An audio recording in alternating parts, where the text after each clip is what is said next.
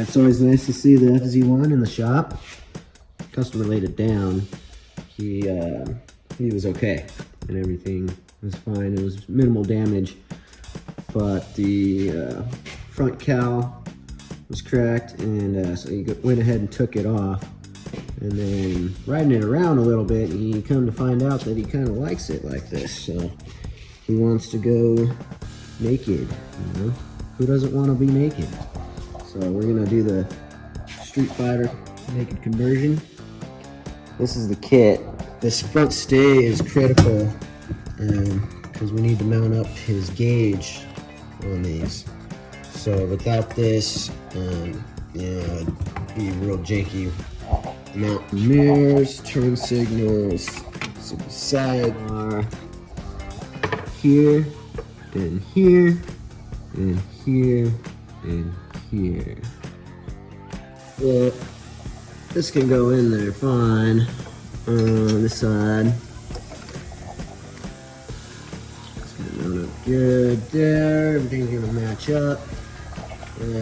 This side, they do want you to route the cables through this bracket, and I turn this in all the way. Now I have enough slack on the cable to come out, and then here, and that caps off. That's a little tang right there, going right there.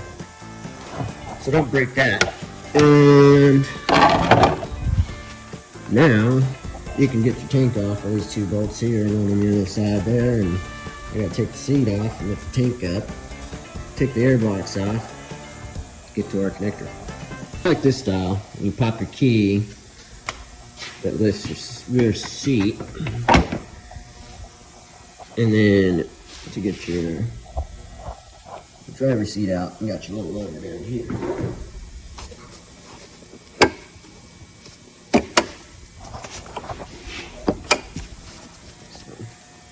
Like that style, instead of bolting it in.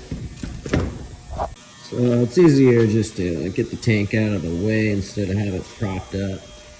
So yeah, these guys, boom, boom, boom. They're coming out.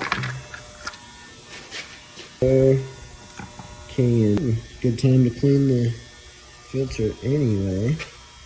Going in the throttle bodies. There's a hose there. You want to get your throttle cables loose from the housing, and then you want to get your ignition out of here too, because the bracket squeezes really tight right here. So I'm going to route the ignition harness through the stay. So yeah. And that's where it's routed. And the zip ties, everything's coming here. Yep, almost through. So here's where we're at so far. I forgot I have to replace this handlebars, so I'm just gonna leave that off. There's the routing though. Got everything snaked down into one spot. You don't wanna just make this as clean as possible. This little tab was sticking up right here, was weird, so I just bent that sucker down, so now these relays can slide up on there and be concealed. So that was a good spot for that. The brake hose is gonna just go behind the bracket. So you can see, it's just gonna go behind the bracket all the way. And forget that cross member piece. If these are bolted here, then that's where that strength's coming from. I don't see it bolted from here to here, why that would make such a difference. And it's really strong right now. So, trying to give you an idea of where the routing is. So I got my throttle cables going up through that first one, and then up. I basically just don't want it to be rubbing on the VIN number there and rub the VIN number off. I've seen that before just from the throttle cables rubbing. And then we got the wires routed here. We're just looking for the path of least resistance. Clean as we can be. I'm gonna zip tie all this in there before I bolt the headlight on. So as far as the headlight goes,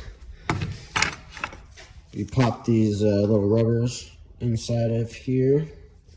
You can put them in the microwave so that they give some more, a little warm, and you can shove them in there easier. But that's what's gonna go on our headlight here. So that's gonna mount up to the headlight like this.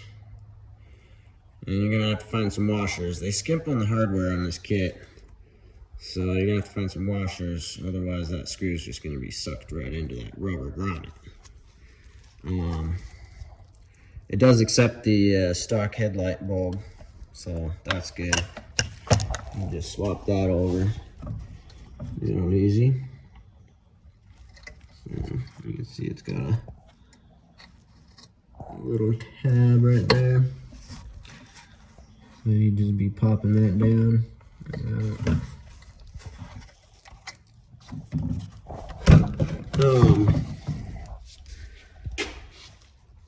Yeah, and then this is that headlight's gonna sit real tight up in here, and then there's the turn signals here, gonna mount up there. So everything's gonna be real tight, which is just what we're going for. And it's actually working out pretty good. Okay, so that was not tied up in there enough. So it needs to be all the way up, tucked up in there.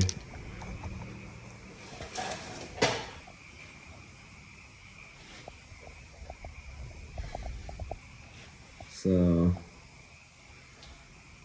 yeah, it can't be tucked up anymore. It's completely sucked up as much as you can get. Yeah, there's no way around it. I had to manipulate the mounts a little bit and push them out as far as I could. So,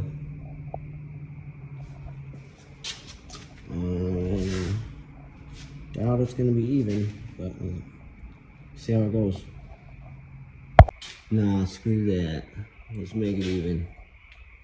Alright, so I'll just measure down the same distance. So I just gotta make this side match that side. I'm just like a whole bolt length off. This one's on the bottom of the bolt. This one's on the top. I ended up putting some spacers in here and putting that plate on. It holds it far enough off the brake hose here. Perfect. It's not even touching. Everything is actually fitting very as tight as it can. Doesn't seem like you can fit it any tighter. So that's gonna bring this bracket out farther away from here so I can bolt it up. Alright, so not too bad. Here's how it turned out. Very tight fit. Yeah, I just went with these clamps here for now. If you wanted to get rid of the turn signals and the mirrors, I would go with bar mount mirrors and then flush mount turn signals. But yeah, there's a little gap in here, but it's pretty tight.